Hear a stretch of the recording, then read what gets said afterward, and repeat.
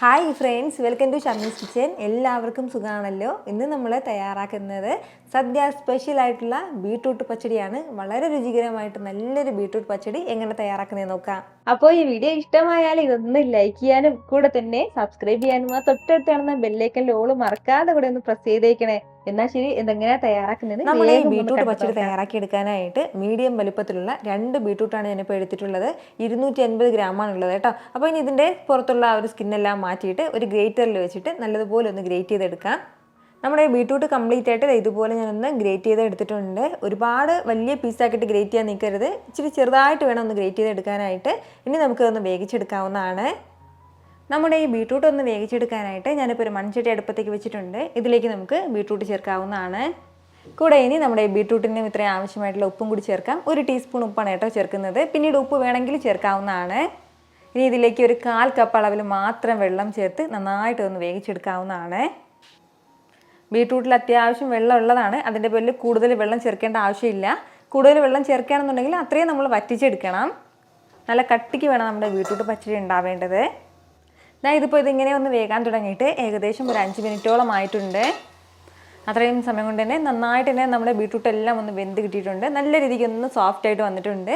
ഇത്രയും ആയിക്കഴിഞ്ഞാൽ ഇപ്പോൾ നമുക്കിതിലേക്ക് ചെറിയൊരു തേങ്ങാക്കൂട്ട് ചേർക്കാവുന്നതാണ്.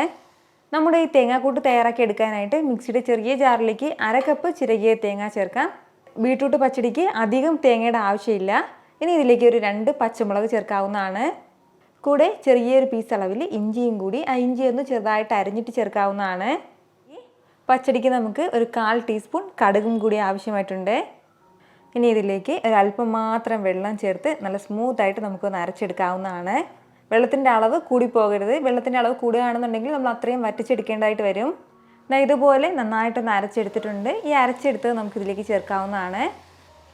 നമ്മുടെ ഈ തേങ്ങാക്കൂട്ടും ചേർത്തിട്ട് നല്ല രീതിക്ക് എല്ലാം കൂടി ഒന്ന് ഇളക്കി യോജിപ്പിച്ച് കൊടുക്കാം.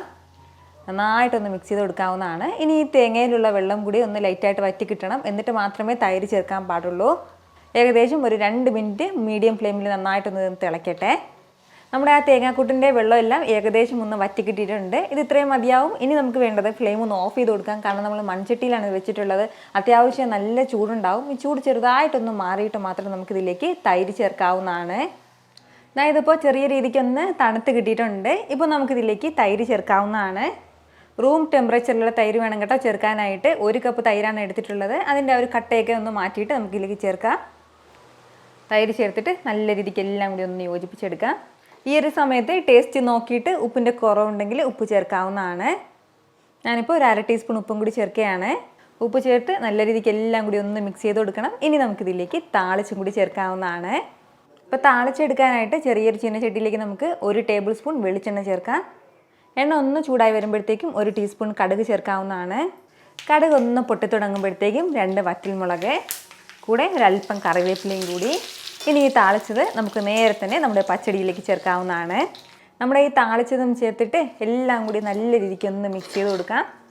ഇത്രയും ആയിക്കഴിഞ്ഞാൽ നമ്മുടെ സൂപ്പർ ടേസ്റ്റി ആയിട്ടുള്ള ബീട്രൂട്ട് പച്ചടി ഇവിടെ റെഡി ആയിട്ടുണ്ട് കേട്ടോ. വളരെ രുചികരമായിട്ടുള്ള നല്ലൊരു ബീട്രൂട്ട് പച്ചടിയാണ്. സദ്യകളിൽ നമുക്ക് ഒഴിവാക്കാനാകാത്ത ഒന്ന് തന്നെയാണ് ബീട്രൂട്ട് പച്ചടി. നല്ല കളർഫുള്ളായിട്ട് സൈഡിൽ വെക്കാനും രുചികരമായിട്ട് കഴിക്കാനും പറ്റിയ നല്ലൊരു പച്ചടിയാണ്.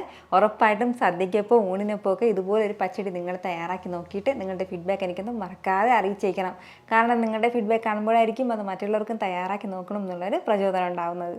ഇത്ര എളുപ്പത്തിലും രുചികരമായിട്ടാണല്ലേ നമ്മൾ തയ്യാറാക്കി എടുത്തിട്ടുള്ളത്. അപ്പോൾ ഇത് ഇഷ്ടമായാൽ ഇതൊന്ന് ലൈക്ക് ചെയ്യാനും കൂടെ തന്നെ നിങ്ങളുടെ ഫ്രണ്ട്സിനും ഫാമിലിക്കും എല്ലാവർക്കും ഇതൊന്ന് ഷെയർ കൂടി ചെയ്ത് കൊടുത്തേക്കണം. ഇതുപോലുള്ള റെസിപ്പിക്ക് വേണ്ടിയിട്ട് നമ്മുടെ ഷമീസ് കിച്ചൻ ചാനൽ ഫോളോ ചെയ്യാനും സബ്സ്ക്രൈബ് ചെയ്യാനൊന്നും ആരും മറക്കരുത്. വീണ്ടും നല്ലൊരു ഷാറ് വീഡിയോ ആയിട്ട് നാളെ കാണാം. അതുവരേക്ക് എല്ലാവരും ഹാപ്പി ആയിട്ടിരിക്കുക, സന്തോഷമായിട്ടിരിക്കുക, എല്ലാവരും സേഫ് ആയിട്ടിരിക്കണം. Take care friends. ടാറ്റാ.